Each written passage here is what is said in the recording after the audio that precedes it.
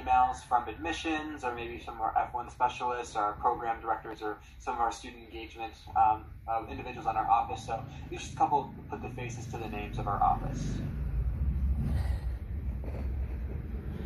So one of the biggest things, obviously, as we're going forward, this is the family, friends, and agent orientation. So the biggest thing, a lot of the questions we receive are going to be around tuition. How does that work? What does that do? So orientation was last week, so students have hopefully gone through the process of getting registered for classes and kind of going through that process, and classes are going to start next week. So paying tuition is that next step that we have here if you have not done so already. We do 3 types of payment options here at Shoreline with our bank and wire transfers. We do online payments by credit card, and you can call over the phone and pay by a credit card. With our campus being closed right now, paying over the phone can be a little bit more difficult, and obviously on Saturdays and Sundays, no payment is accepted because our campus is, again, closed for offices and no one is answering the phones as we're off. So we do recommend, if you can, doing a payment over bank and wire transfer or the online payment as it's shown on the screen. One thing I do want to point out, which is those top 2 bullet points there, for the first quarter, for your students joining the college, which is going to be this quarter, payment is due by the first day of class. So make sure you're keeping track of when classes start, January 6th. So that's going to be the first day that we need to have all of the tuition paid for. And then in future quarters, so after this first quarter, once the students register for their courses, which can be anytime before the classes start, generally a couple weeks, maybe a month beforehand, payment is due within 5 days of your student registering for classes. So for this quarter, first day of class, so next week, and then for future quarters, it's 5 days after the student registers for their classes. Another thing that's kind of interesting that a lot of parents might be wondering about or asking about or will be asking about is the whole thing of how can I get the information about my students' grades, financials, all of that information, and why am I not receiving emails about it?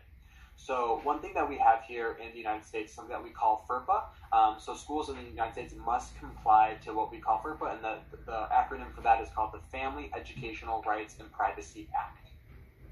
So broken down, what that really means is all the information that the student is going to be having, so their grades, their finances, educational records, and things like that we have here at the college, are for the student. Once the student registers for their classes and goes through that process, they are considered an adult, quote unquote, and in the United States, and whatever they receive as their records are for them. And as a parent, you are not guaranteed access to that unless the student does sign off on the FERPA agreement and gives you access. So that second paragraph there, the FERPA gives parents certain rights with respect to their children's educational records. These rights transfer to the student when he or she reaches the age of 18 or attends school beyond the high school level. So as I mentioned, a student who starts their college here at Shoreline is under the rights of FERPA. So that allows the student to keep their records, and their parents don't automatically receive access to those records.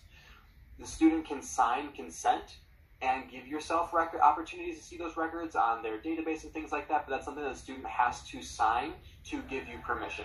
So if you want that information, your student's willing to give that to you, make sure they fill out that form, which is on their campus page, and they can do that through that process. So this is something that we do want to bring up right away, because you're not, as a parent, guaranteed access to the student records here in the United States once they're 18 or start college, which they here are at Shoreline are doing.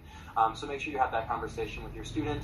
If you want access to their grades and their finances, they do have to give you permission to it. Moving right along here, after that information, make sure you don't have any questions. Okay. One thing that I really do want to point out is, obviously, with us being on an online service right now at Shoreline, because I can't get States online, or taking them from all over across the country and all across the world. So it's going to be a really, really interesting quarter for students to make sure that they're feeling attached and belonging to the college. And our ISLs are past students who started taking classes with us, are current students, and have really understood what it is to be a part of the Shoreline community. And they're going to be a great advocate for your students, not only through emails or chat, but also on our social media, and kind of giving them an opportunity to feel that belonging to the campus and part of the student body, even though we're not going to be in person. So I want to take the opportunity to introduce our ISLs to you guys tonight. Obviously, they're not here with us to communicate directly on their own behalf, but we do have some quick little sites and some photos of them so you can kind of understand where our students are coming from and what supports that we do offer through our ESL program. So these are 3 of our 6 that we're going to show tonight, obviously coming from a wide variety of backgrounds, one from Colombia, one from Hong Kong, one from Indonesia, and then what years they started the ESL program, and then kind of a little quick sentiment of themselves here. So just kind of an opportunity to kind of see some faces of some current students that are here to support your students as they go along at the Shoreline community. These are a couple more that we have, again, showing kind of the diversity of students that we have here on campus and the support that we offer through our student ESL program. So this is a time where I'm actually going to pass the baton over to Cynthia to talk about some of the academic services and the advising program. One of the reasons that you chose Shoreline is the academic advising. Shoreline's academic advising program is very different than other colleges in the area, and so you should be proud that you have chosen it. And combined, our advisors have over 75 years of experience working at other colleges and working with international students solely on academic advising. All of our backgrounds are different. We've all gone to different universities, and we all have a master's degree. Most of us at a different university. John went to the same university twice, which is really great because he's from Tennessee, and so he adds a great dimension to our staff. And the rest of us are basically all over the map. Ginger from UC Davis, Jessica from University of Oregon and Seattle University, and I went to the University of Washington, as well as Western. So the great thing about the academic advising is you have an assigned advisor. Your assigned advisor will help you with registration, your child with registration, and I'm sure that's already happened probably I hope for all 3 of you, that you had a registration appointment. Then the next step would be the new student appointment, which you see in that second set of words. We also have express advising. We actually don't call it that anymore, so just so you know, it's called Zoom advising office hours, so that you can be aware of that. We have everyday office hours, sometimes early in the morning, sometimes later at night. Wednesdays we are going from 2 o'clock in the afternoon until 6 p.m. so that we can meet students' needs more readily. Also, students can have regular appointments.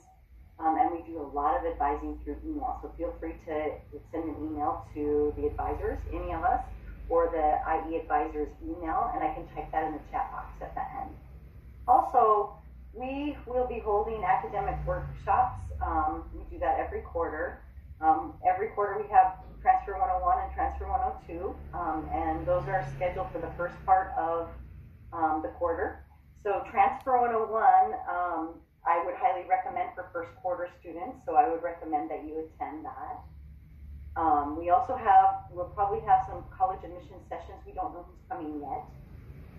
And we also are going to have what we call UW Majors Week. So UW Majors Week, so far we have confirmed computer science and informatics to come and do a presentation just for our students. And this is an example of last quarter's workshops. Fall, we have usually the most workshops, and that will be good for you when you get to next fall. We had the University of Illinois, Urbana-Champaign, and also the University of Washington come. And I'm hoping that Purdue will come this quarter, but we'll see. So we also have transfer fairs twice a year. They're virtual this year. This year's dates are the 26th and the 27th at Shoreline. They are kind of in the middle of the night, so you could wait until they're face-to-face, maybe in the fall. Hopefully they'll be face-to-face. And then on the left side, this is a national fair that students can attend every fall. It's just once a year, so you can plan on that ahead of time. I think schools, maybe even FIT would be there. So this is a little bit about our ESL program. We have 2 parts of the program. The left side, yellow color, or orangish color, is our ESL program, and the right side is our English as academic purposes. Students most of the students test up there. Students can study basically 2/3 of their classes are EAP at first, and a third is basically an academic class, and then gradually more and more academic classes until we get into the English program.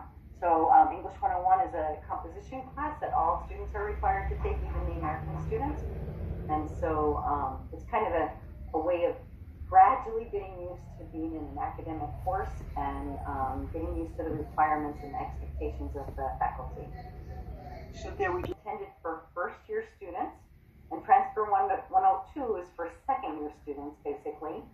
Transfer 101 talks about the transfer process and how to find the information that's needed, what kind of a big overview of the transfer process. What kinds of things do you need to do? What kinds of things do you need to expect to do on the application? And how to find the prerequisite classes for the institution that you're looking at. We talk about also thinking about more than one institution and finding a REACH school, match schools, and safety net schools. We talk about all those kinds of the admissions process. To be ESL Program. And then we have a bridge level as well down below. And you guys probably already know what your level is. We also have a high school completion program. The high school completion program is, I'm sorry about my dog. The high school completion program basically allows students to take college classes and high school classes at the same time, so that they can graduate basically earlier. So the first graphic here, pick it off, please.